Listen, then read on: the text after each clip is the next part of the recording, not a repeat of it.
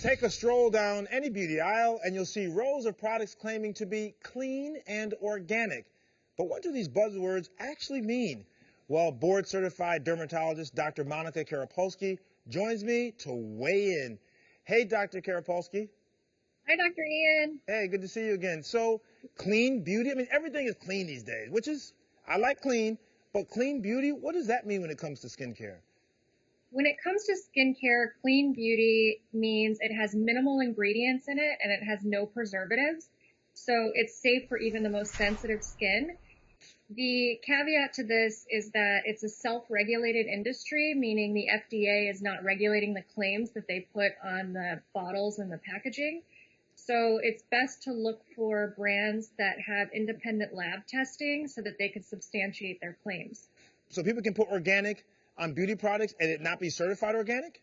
Correct. They just write organic on them, and there is no regulation for the claims that they're putting on the packaging. Okay, well, that's an issue. But regardless of the certification process, when you have something organic or clean, is that better for the skin? Is it easier on the skin?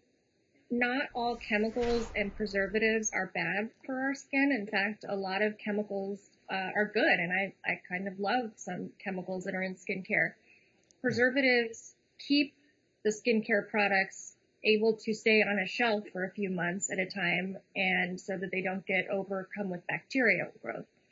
A good rule of thumb is to look for products that have a label on the back that say they are safe for about 6 to 12 months.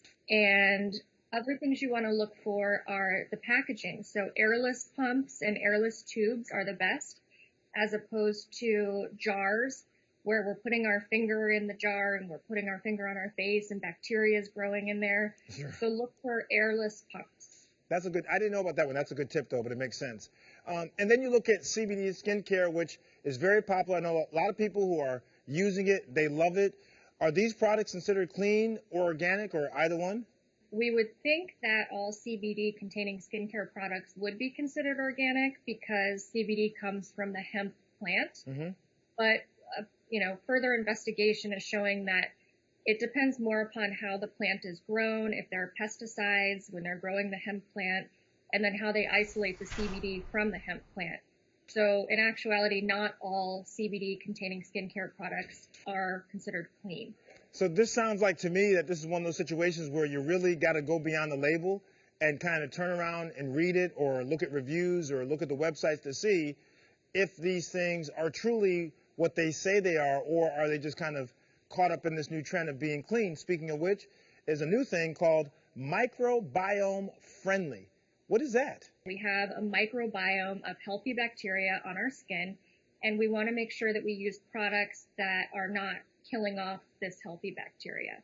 This new seal that's going to be on products is showing that it has been tested in an independent lab and that it is friendly for our microbiome.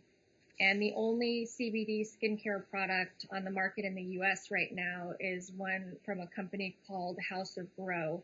And that has been tested in an independent lab, and it shows that the microbiome on the skin is intact.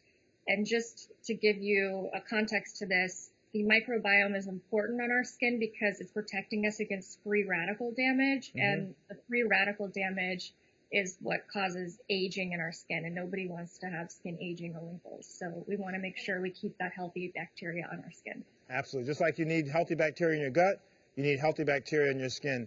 And you say that some skin types should not be using organic, that we actually need preservatives and things in our skincare products, correct? Correct.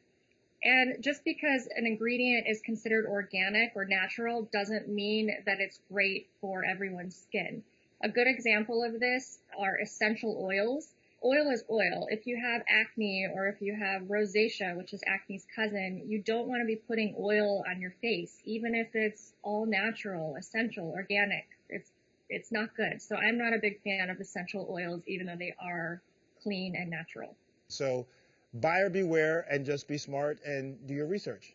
Yes, and check with your dermatologist. Always. Thank you, Dr. Monica. Talk to you soon. Thank you.